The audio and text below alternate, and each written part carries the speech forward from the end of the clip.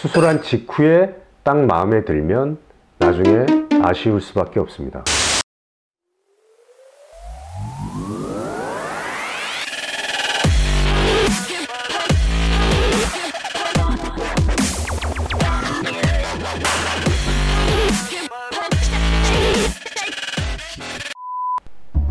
안녕하세요. 골든비 성형외과 송상훈 원장입니다. 오늘은 인중 축소 후에 입이 안 다물어질 수 있어요? 라는 질문에 대해서 답변 드리도록 하겠습니다.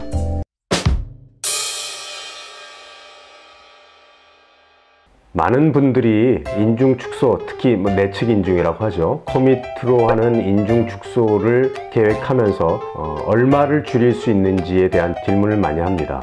그 절제량을 바로 상담하면서 정하는 것이 아니에요. 그 절제량은 기본적으로는 코의 넓이, 입술 길이, 인중 길이, 전체적인 비율을 따져서 하지만 치아의 노출 정도나 그리고 웃을 때의 잇몸 노출 정도까지 모두 고려해서 정해야 됩니다. 따라서 산술적으로 길다고 해서 무조건 몇 미리일 때는 몇 미리를 줄이고 라는 공식이 있는 것은 아닙니다. 수술할 때 기본적인 절제를 한 후에 들어보면서 아니면 치아의 노출 정도를 고려를 하면서 추가적인 절제가 이루어질지 말지를 정하게 되는 것이죠. 따라서 산술적으로 5mm를 줄이겠다 하지만 실제적으로는 6mm가 될 수도 있고 경우에 따라서 7mm가 될 수도 있는 것이죠. 물론 더 줄어들 수도 있습니다.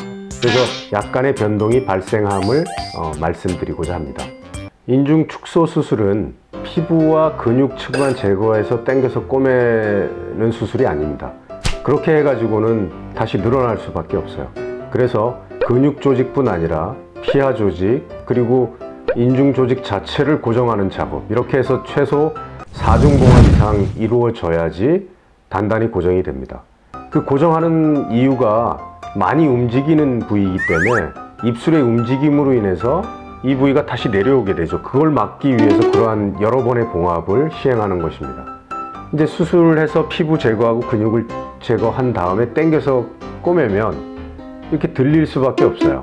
그것이 최대한 당겨져서 이런 압력으로부터 벗어나려면 초반에는 좀 많이 당겨질 수밖에 없습니다. 그래서 최소 서너 달은 약간 들린 느낌이 날 수밖에 없어요. 하지만 이 조직이 부드러워지면서 원래의 입둘레근이 점차 자연스러워지면 처음에는 움직이지 않은 것들이 나중에 움직이게 됩니다. 그래서 입을 다물기가 편해지는데 그 전까지 몇 개월은 약간 들려있는 듯한 느낌으로 보일 수밖에 없어요. 사실 그렇게 해야지 추후에 만족도가 커지는 것이지 수술한 직후에 딱 마음에 들면 나중에 아쉬울 수밖에 없습니다. 인중 축소를 결정을 할 때 수술할 사람과 수술 받을 사람이 충분히 상담을 해야 됩니다.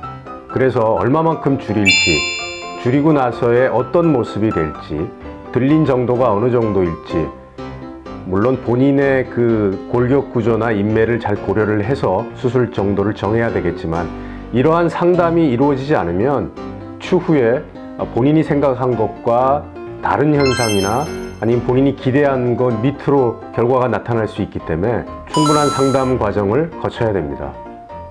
그래야 좋은 결과를 얻을 수 있어요. 그렇게 해야지 후회하지 않는 좋은 결과를 얻을 수 있습니다. 이상 골든비 성형외과 송상훈 원장이었습니다. 다음 시간에 또 뵙도록 할게요.